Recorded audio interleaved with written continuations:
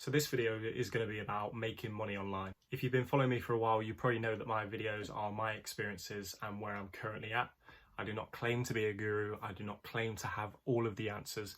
I can only speak from what I'm currently experiencing. There's a lot of hype around making money online, and a lot of people think that you can either just press a button or there's some secret formula in a way that you can generate a passive income.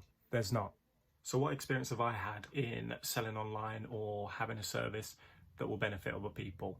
Well, I've had people from other social media platforms such as TikTok and been able to consult with them on the phone and give them what I'm offering.